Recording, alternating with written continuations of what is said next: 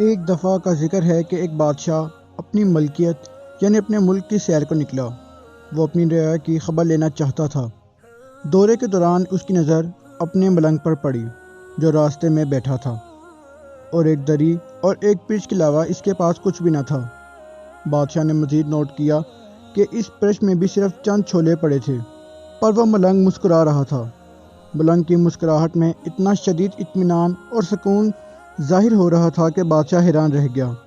خیر وہ آگے بڑھ گیا۔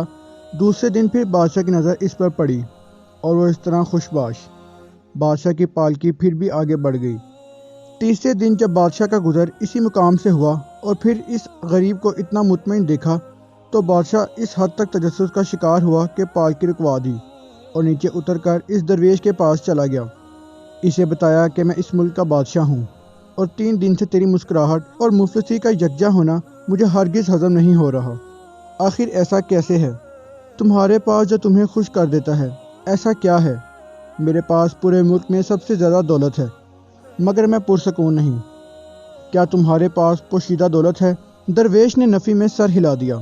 بادشاہ نے پوچھا کہ پھر کیا تمہارا خاندان ہے یا گھر والے جو تم سے نہایت رغبت رکھتے ہیں؟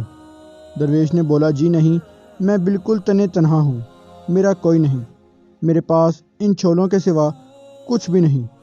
بادشاہ بہت حیران ہوا اور آخری سوال کیا کہ کیا پھر تمہارے پاس اللہ نے قابل فخر صحت سے نوازا ہے جو تم اتنا خوش رہتے ہو؟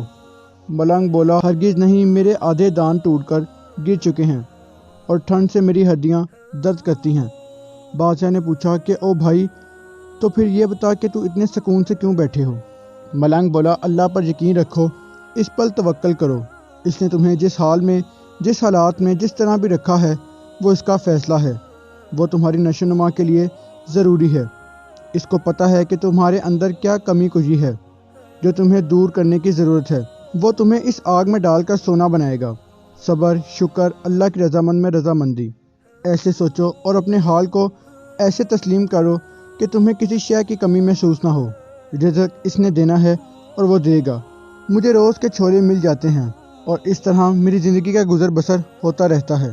اسی لیے ہم جس حال میں بھی ہیں ہمیں اللہ رب العزت کا شکر ادا کرنا چاہیے۔